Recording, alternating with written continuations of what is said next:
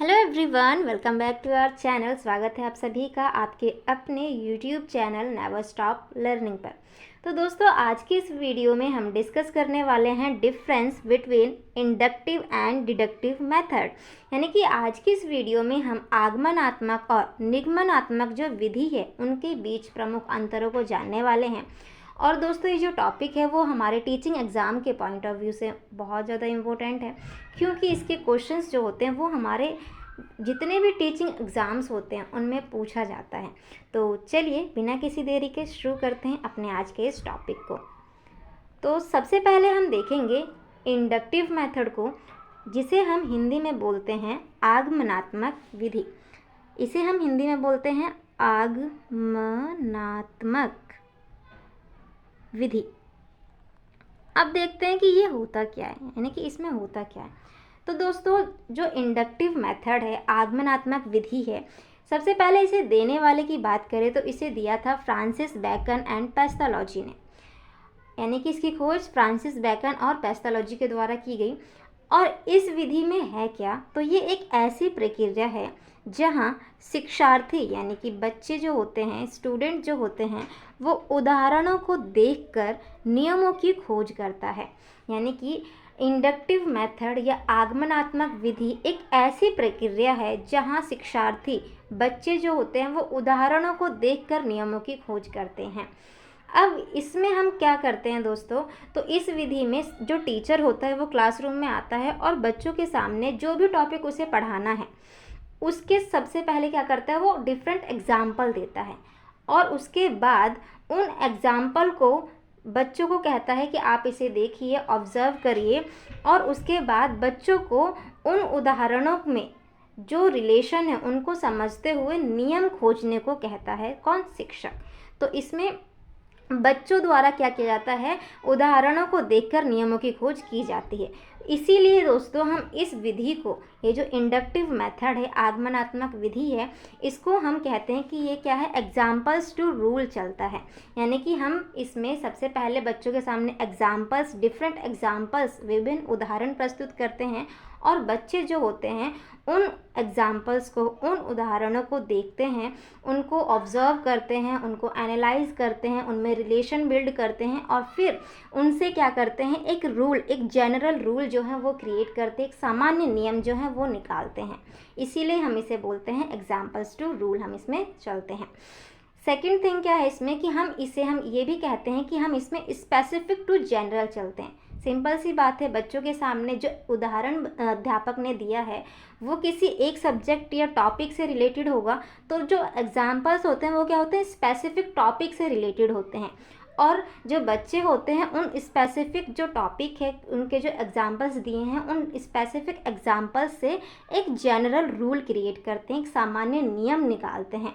तो इसीलिए हम इसे कहते हैं कि हम इस तरीके में ये जो विधि है इंडक्टिव मेथड, इसमें हम specific to rule specific to general जो है वो चलते हैं। तो ये था हमारा इंडक्टिव मेथड, जिसमें क्या होता है बेसिकली कि टीचर जो होता है बच्चों के सामने पहले एग्जाम्पल्स, टॉपिक से रिलेटेड एग्जाम्पल्स देता है और बच्चों को उन एग्जाम्पल्स को ऑब्जर्व करके, एनालाइज करके रूल क्रिएट करने को, नियम, एक सामान्य नियम जो है वो निकालने के लिए कहा जाता है। चलिए इसको हम एक एग्जाम्पल के थ्रू समझते हैं। तो एक टीचर है, ठीक है, और वो जो टीचर है वो, उसका जो सब्जेक्ट है वो हिंदी सब्जेक्ट है, ठीक है, हिंदी का वो टीचर है।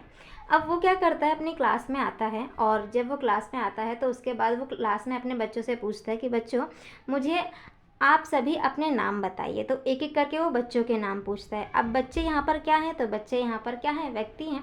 तो वो यानी कि उसने किसके नाम पूछे, व्यक्ति के नाम पूछे। फिर वो पूछता है बच्चों से, बच्चों अब मुझे आप अलग अलग आपकी क्लासरूम में जो वस्तुएं हैं उनको देखिए और एक एक करके उनके नाम बताइए। तो बच्चे अलग अलग वस्तु के नाम बताते हैं। फिर वो बच्चों से अलग अलग स्थानों के नाम पूछते हैं, तो बच्चे अलग अलग स्थानों के नाम बताते हैं। फिर वो बच्चों के सामने अलग अलग इमोशंस जो हैं वो क्रिएट करते हैं, हंसकर दिखाते हैं, रो के, बच्चों को भी ये करवाते हैं। फिर उनके नाम पूछते हैं कि वो हंस के दिखा रहे, तो वहाँ पे वो पूछते हैं कि ये क्या है, तो बच्चे उनके भी नाम बताते हैं, यानी कि भावों के नाम भी वो बच्चों से पूछते हैं, भाव के नाम पूछते हैं, ठीक है। अब वो फिर बच्चों से पूछते हैं टीचर कि बच्चों अभी हमने ये जो देखे, हमने अलग अलग आपके नाम देखे, फिर हमने अलग अलग चीज़ों के नाम देखे, अलग अलग स्थानों के नाम देखे, तो ये जो शब्द हैं जो कि अलग अलग व्यक्ति के नाम बता रहे हैं, अलग अलग वस्तु के नाम बता रहे हैं, अलग अलग स्थान भाव के नाम बता रहे हैं, इन्हें हम क्या कहते हैं? तो फिर बच्चे जो हैं वो सोचते हैं, बोलते हैं कि ये सारे तो नाम हैं, और ऐसे शब्द जो नाम बताते हैं उन्हें हम क्या कहते हैं? उन्हें हम संज्ञा कहते हैं, उन्हें हम संज्ञा शब्द कहते हैं। तो इस तरीके से जब टीचर जो है वो अपनी क्लासरूम में टॉपिक करवाता है तो इस तरीके को हम बोलते हैं इंडक्टिव मेथड। इंडक्टिव मेथड यानी कि आगमनात्मक विधि। तो हमने देखा कि टीचर ने सबसे पहले क्या लिए? डिफरेंट एग्जाम्पल लिए, अलग अलग नाम पूछे बच्चों के, ना अलग अलग उदाहरण हो गए संज्ञा शब्द के, अलग अलग वस्तुओं के नाम पूछे, अलग अलग स्थान, अलग अलग भाव, और उसके बाद एक सामान्य नियम क्या बताए कि जितने भी शब्द जो कि किसी व्यक्ति वस्तु या नाम का बोध करा रहे हैं उन्हें हम संज्ञा शब्द कहते हैं।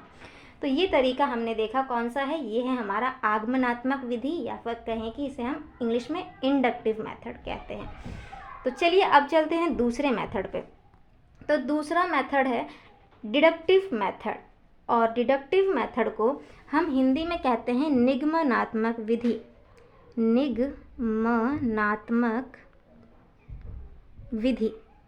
अब ये जो विधि है, इस विधि को देने वाले हैं एरिस्टोटल, और एरिस्टोटल जो है इन्हें हम हिंदी में अरस्तु बोलते हैं। इन्होंने डिडक्टिव मेथड की खोज की थी, निगमनात्मक विधि की खोज की थी। अब ये विधि है क्या? तो ये विधि आगमनात्मक विधि यानी इंडक्टिव मेथड के विपरीत है, यानी कि जस्ट उसका अपोजिट हम बोलते हैं डिडक्टिव मेथड है। इस विधि के अंतर्गत शिक्षक विद्यार्थियों को पहले नियम या कहें परिभाषा बताता है, फिर विभिन्न उदाहरण देता है। यानी कि इंडक्टिव मेथड जो है जस्ट अपोजिट है डिडक्टिव मेथड का।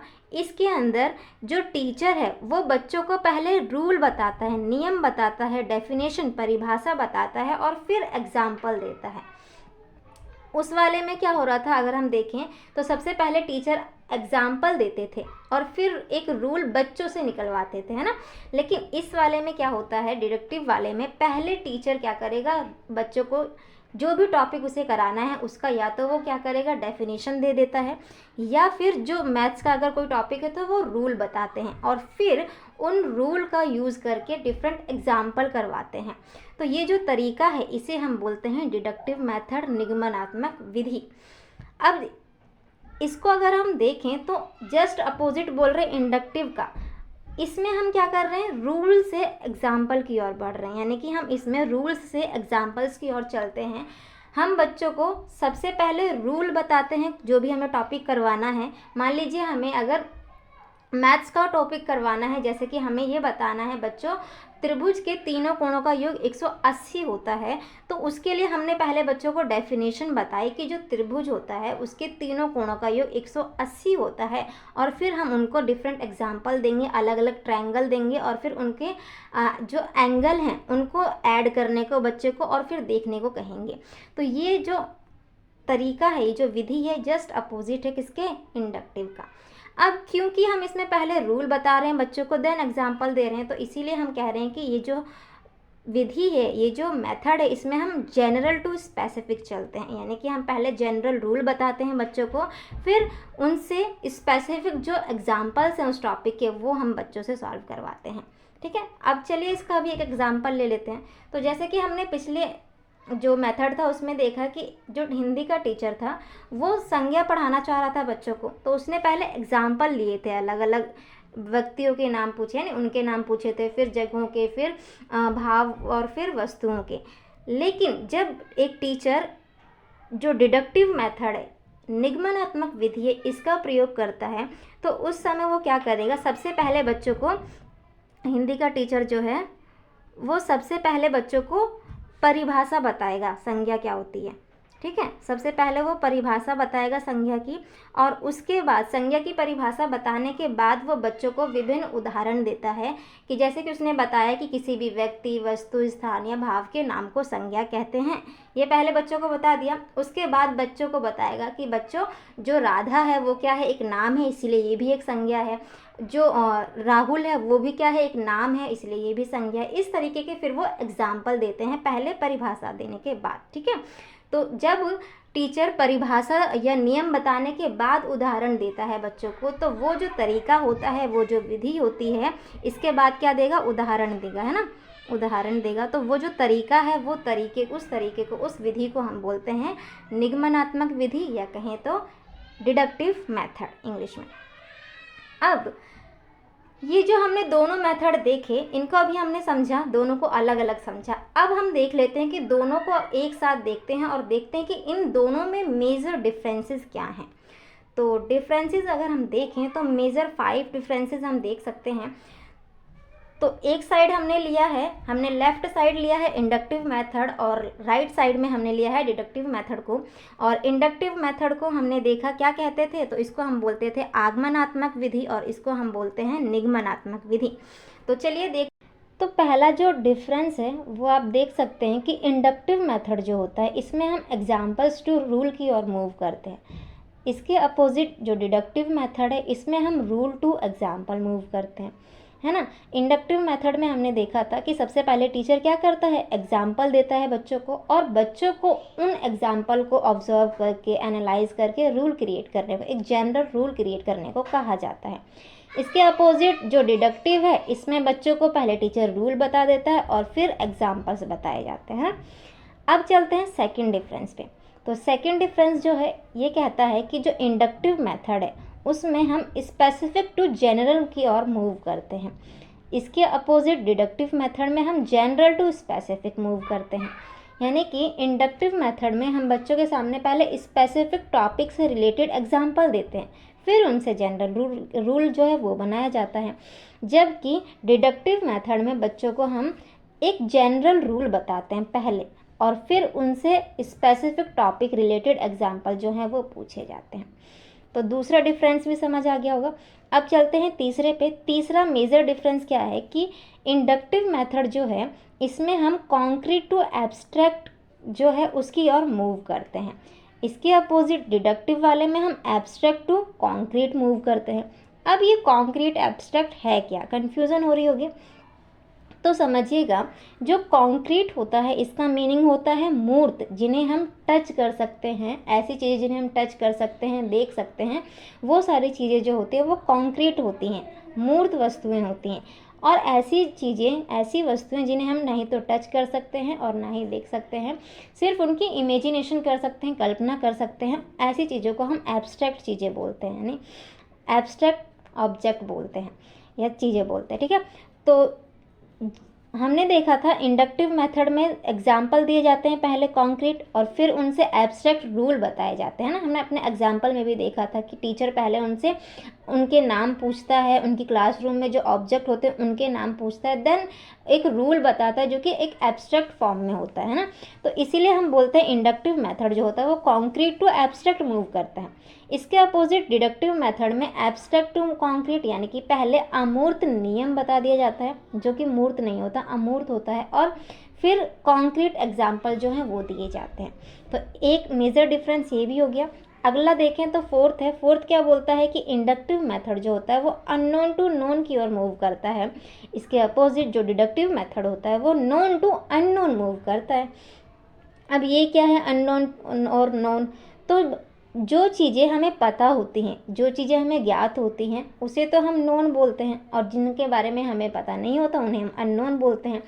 तो इंडक्टिव मेथड में बच्चों के सामने जो एग्जाम्पल दिए जाते हैं उनसे बच्चे परिचित नहीं होते हैं, तो वो चीज़ क्या होगी, अननोन हो गई। और फिर वो क्या करते हैं, उनको समझते समझते, एग्जाम्पल को समझते समझते एक ऐसा रूल क्रिएट करते जिससे वो परिचित हो जाते हैं ना। तो हम इसीलिए कहते हैं कि ये जो मेथड है इंडक्टिव मेथड, इसमें हम अननोन टू नोन की ओर मूव करते हैं, जबकि इसमें हमें पहले ही रूल बता दिया जाता है, यानी कि रूल हमें पता है, यानी नोन चीज़ है, और उससे फिर हम अननोन की जो एग्जाम्पल होते हैं उनको सॉल्व करते हैं। तो इसीलिए हम बोलते हैं कि जो डिडक्टिव मेथड है उसमें हम नोन टू अननोन की ओर मूव करते हैं। अब एक लास्ट डिफरेंस है, वो है क्या, वो बहुत ही इम्पोर्टेंट भी है, कि जो इंडक्टिव मेथड है ना वो चाइल्ड सेंट्रिक होता है। जबकि डिडक्टिव मेथड जो होता है वो टीचर सेंट्रिक मेथड होता है। अब ये डिफरेंस समझिएगा कि जो इंडक्टिव मेथड है, हमने इसमें कहा कि टीचर जो है वो एग्जाम्पल देता है बच्चों को और बच्चों को उन एग्जाम्पल को ऑब्जर्व करके एनालाइज करके रूल क्रिएट करने को कहा जाता है। तो इसमें सारे काम जो है ना, ज़्यादातर काम जो है वो कौन कर रहा है? बच्चा कर रहा है। बच्चा यहाँ पर एक्टिव है। यहाँ पे जो बच्चा होता है वो एक्टिवली पार्टिसिपेट कर रहा होता है एक्टिविटी में, है ना। जो भी एग्जाम्पल्स होते हैं उनको ऑब्जर्व कर रहा है, उनमें रिलेशन देख रहा है, देन वो रूल क्रिएट कर रहा है। तो बच्चा क्या है, यहाँ पर एक्टिव होता है, बच्चा सारे काम करता है, इसीलिए हम इस मेथड को चाइल्ड सेंट्रिक मेथड की कैटेगरी में रखते हैं। इसके अपोजिट डिडक्टिव मेथड जो होता है, इसमें हम देख रहे हैं सारी चीज़ें टीचर ही बता रहा है। टीचर आता है, डेफिनेशन देता है, कोई भी रूल जो मैथमेटिक्स है अगर तो रूल बताता है, देन एग्जाम्पल भी खुद ही दे रहा होता है ना। तो ये जो मेथड है ये कहीं ना कहीं पूरी तरीके से टीचर सेंट्रिक हो जाता है, इसीलिए हम इसे टीचर सेंट्रिक मेथड कहते हैं। ठीक है, तो आई होप कि आपको 5 जो डिफरेंस है, मेजर डिफरेंसेस, वो समझ आए होंगे। इसके अलावा अगर आप देखें तो और भी डिफरेंसेस आपको दिखाई दे सकते हैं। जैसे कि अभी हमने डिस्कस किया कि इंडक्टिव मेथड में जो स्टूडेंट होते हैं, जो चाइल्ड होता है वो एक्टिव होता है। तो ये क्या हम बोलेंगे यहाँ पर, ये भी ऐड कर सकते हैं कि इसमें बच्चे जो होते हैं वो एक्टिव होते हैं, एक डिफरेंस। जबकि इसमें टीचर ज़्यादा एक्टिव होता है तो बच्चे क्या होते हैं? पैसिव होते हैं। तो एक तो ये डिफरेंस आ गया कि इसमें बच्चा एक्टिव होता है, इसमें बच्चा पैसिव होता है। इसके अलावा एक और डिफरेंस आप देख सकते हैं कि इसमें बच्चा जो होता है, इसका बच्चों का पार्टिसिपेशन ज़्यादा होता है इस वाले में, इंडक्टिव वाले में, जबकि डिडक्टिव वाले में पार्टिसिपेशन बच्चों का कम होता है ना। तो इनके अलावा और भी डिफरेंसेस आप खोज सकते हैं, जान सकते हैं। तो हमने जो मेज़र देखे वो 5 देखे और एक 6 और ऐड कर लिया। अब एक क्वेश्चन आता है कि इन दोनों के बारे में हमने देखा, लेकिन इन दोनों में से बेस्ट कौन सा है? तो क्योंकि अगर आप खुद ही ऑब्जर्व करें दोनों को, तो हमने बात की बच्चा जो है ज़्यादा एक्टिव इसमें है, ज़्यादा पार्टिसिपेट कर रहा है इंडक्टिव वाले में, है ना। इंडक्टिव वाले में एक्टिव भी है, पार्टिसिपेशन भी है, बच्चा डिस्कवरी कर रहा है, बच्चा खुद कर रहा है सारी, यानी लर्निंग बाय डूइंग हो रही है इसमें। तो ये वाला कहीं ना कहीं ज़्यादा इफ़ेक्टिव दिखाई दे रहा है ना। तो इसीलिए, क्योंकि इसमें बच्चा एक्टिव है, पार्टिसिपेट कर रहा है, लर्निंग बाय डूइंग होती है, डिस्कवरी करता है बच्चा, तो इसीलिए इस मेथड को बेस्ट माना जाता है।